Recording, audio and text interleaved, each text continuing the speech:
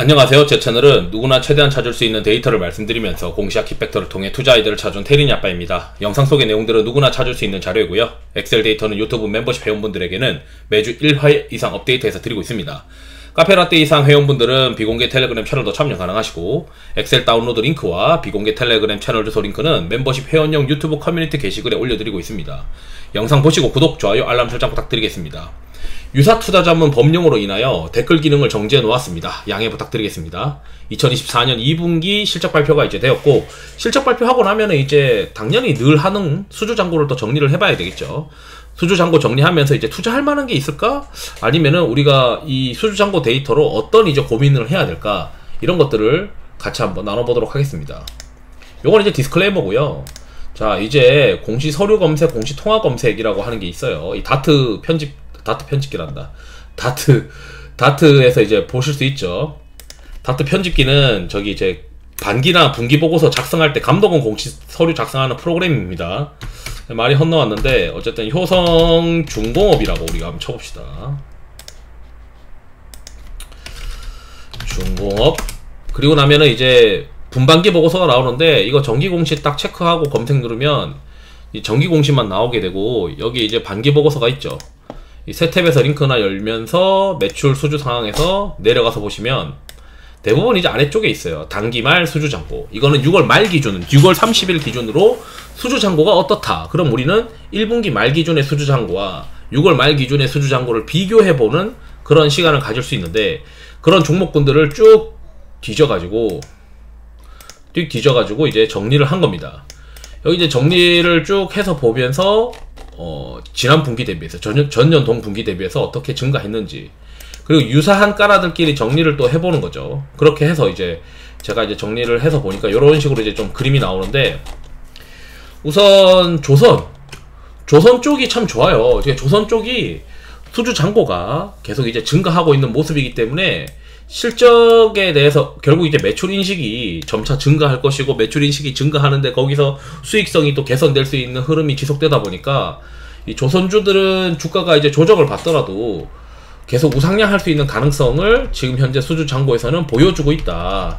이렇게 우리가 해석을 할 수 있을 것이고, 그 다음에 이제 방산 중에서 한국항공우주, 하나에어로스페이스, 현대로템이 있습니다. 뭐 다른 것들도 나쁘지 않았어요. 여기 보시게 되면 LIG넥스원도 이제 가서 이제 플랫한 수준이긴 하지만 새로운 어떤 수주가 또 있을 수 있는 모멘텀이 있으니까 그걸 챙겨보시면 되는데, 지금 현대로템이 꾸준히 증가하고 있고, 이 현대로템은 방산 말고 철도 위주로 그쪽으로만 나와 있고, 방산 쪽 수주 잔고는 여기에 더해져 있지 않아요. 그래서 방산 쪽 수주 잔고는 숨겨놨기 때문에 훨씬 이제 더 나온다 라고 이제 보시면 되고, 이번 9월달에 결국 이제 MSCI 모멘텀도 있고, 그 다음에 9월달에 9월 3일인가 그때부터 이제 폴란드 방산 박람회에서 계약이 있을 것이다. K2 전차에 대해서 그렇게 이제 2차 계약을 기대를 하고 있죠. 그리고 이제 한국항공우주도 지금 현재 수주 잔고가 올라와 있는 상황입니다. 가장 아름다운 건 이제 하나에어로스페이스고, 하나에어로스페이스는 꾸준한 수주 잔고 증가를 보이고 있기 때문에 이걸 이제 보고 나면 방산이 트렌드가 괜찮구나. 이 방산이 시장의 한 축을 계속 차지할 가능성이 있겠다. 이렇게 이제 해석을 할 수 있겠죠. 그 다음에 이제 바이오 쪽에서 이 위탁 생산 관련된 삼성 바이오로직스와 바이넥스가 있는데, 뭐 생물보안법이니 뭐니 이런 수혜가 있지 않겠냐. 특히 이제 삼성 바이오로직스는 이 두 가지 형태가 있어요. 여기서 보게 되면 어떤 두 가지 형태가 있냐면, 새 탭에서 열어가지고 매출 수주 잔고 쭉 내려보면 최소 구매 물량 기준이 있고, 그 다음에 고객사 제품 개발 성공 시 예상 물량 수요 기준이라는 게 있어요. 그래서 지금은 이 최소 물량 기준으로만 일단 계산을 했습니다. 그럼에도 불구하고 이게 꾸준히 올라가고 있는 모습이에요. 이제 생물보안법 수혜가 본격적으로 수주 잔고로 드러나는지도 이 3분기, 4분기 또 드러나면 시간 지나면 더 알 수 있을 것이고, 바이넥스도 지금 수주 잔고가 올라오고 있으니까 이게 괜찮지 않을까? 그 다음에 이제 ST팜이 있겠죠. ST팜은 지금 현재 플랫한 수준입니다. 그래서 수주 잔고가 더 들어와야 되는데, ST팜은 이제 고객사의 그 신약 성공들이 결국 수주 잔고로 이어질 가능성이 있다라고 이제 시장에서 해석을 하고 있어서 아마 지금 현재 당장의 수주 잔고로는 드러나고 있지 않지만 일단 대표적인 어떤 기업들의 수주 잔고가 올라가고 있으니까 기대해볼 만하지 않겠냐. 이 바이오 쪽에서 위탁 생산 관련된 기업들.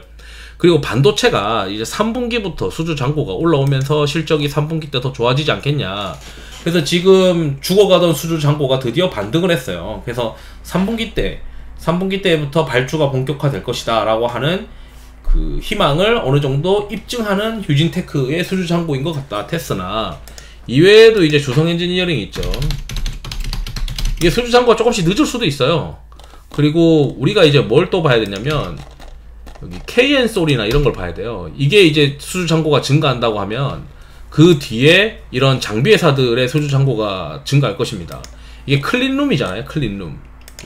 그래서 클린룸의 수주 잔고가 증가하는 거면 뭐 신성 엔진은 좀 섞여 있는 것 같고 KN솔이나 이런 수주 잔고가 증가하는 모습을 보여주면 장비주들도 점차 증가하지 않을까. 그 다음에 뭐 뉴스들 이런 거 보게 되면은 3분기 때는 그래도 반도체 장비 회사들 기대해볼 만하지 않을까. 유진테크는 이번 2분기 실적도 어닝 서프라이즈 났고 3분기는 영업이익이 훨씬 더 잘 나올 것이다 라고 하는 추정치가 있기 때문에 그걸 한번 시장에선 그래서 이제 본격적인 이제 선단 공정 발주 뭐 이런 것도 기대하고 있는 거죠.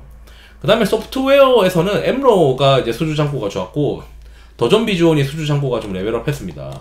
그리고 마지막으로 이제 전력기기인데 최근에 이제 수출 데이터가 3분기 때 생각보다 좀 그 잘 안 나오는 거 아니냐라는 우려가 있죠. 그게 화장품에도 있고 전력기기도 마찬가지인데 보통은 이제 그런 걸 신경 안 쓸 텐데 이제 7월달 수출 데이터가 별로 좋지 못하고 8월 10일치도 별로 좋지 못하니까 야 이거 9월달이 영업일수가 적다 보니 지금 일단 당장 엄청나게 드라마틱하게 수출이 터지지 않는 이상 2분기 대비 3분기 QOQ로 수출 모멘텀이 터지기는 어렵지 않겠냐. 그러니 일단 주식들을 좀 줄여보자 라고 하지만 중장기적인 어떤 실적의 핵심은 수주 잔고잖아요. 이 전력기기도 지금 전력기기 수주 잔고 굉장히 좋아요. 굉장히 좋은 상황이고 재룡전기는 이제 이 수주 잔고가 공시가 가능한 어떤 그 분류를 통해서만 되어 있는 것이라서 실제로는 더 숨어 있을 가능성이 높습니다. 그래서 지금 현재 이 전력기기들의 업황을 보게 되면 수주 잔고가 계속 올라가고 있기 때문에 이걸 이제 결국 매출 인식이 들어가는 그 수출의 그 데이터의 차이에 따라서 시장이 왔다 갔다 하지만 결국 핵심 기둥은 수주 잔고이고 이 수주 잔고가 이 매출로 인식되는 영향에 따라서 결국 주가가 실적이 올라가고 주가가 영향을 받을 건데 단기적으로는 이 3분기 수출이 두려움에 따른 3분기 수출이 QOQ로 좀 슬로우할 것 같다는 그런 두려움에 주가를 지금 내다 판 상황이라서 그거를 이제 또 수출 데이터도 잘 체크를 하면서 10월 달에 쭉쭉 가능하지 않겠냐.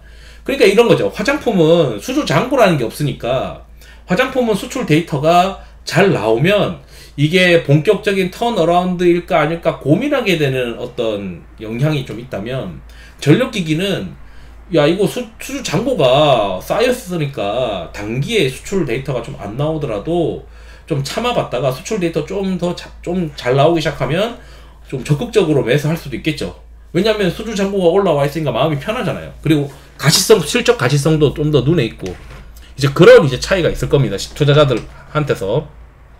그래서 결론은 뭐냐면 3분기 수출 데이터가 좀 슬로우해지는 어떤 모습 때문에 주가가 좀 더딜 수 있겠지만 핵심인 수주 잔고는 올라가고 있기 때문에 전력기기나 이런 것들은 결국 뭐 10월달 여기도 마찬가지겠죠. 화장품처럼 10월달 수출 데이터가 중요할 것 같고 그로 인해서 4분기 때 3분기 대비해서 실적이 개선되는 흐름으로 기대되는 것을 시장 참여자들이 인지하는 구간을 내가 다른 투자자들보다 언제 더 빨리 할까. 그래서 수출 데이터 계속 체크하고 수주 잔고를 봤을 때는 수출 데이터만 개선되면은 탄력적으로 전력기기는 올라갈 것 같다. 이렇게 이제 해석되고 그 다음에 반도체도 이제는 돌아서는 거 아니냐.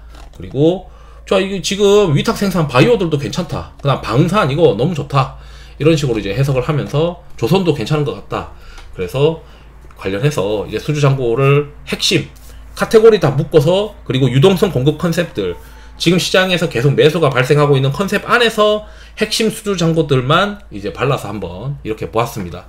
이상으로 영상을 마치도록 하겠습니다. 투자에 도움 되시길 바랍니다. 감사합니다.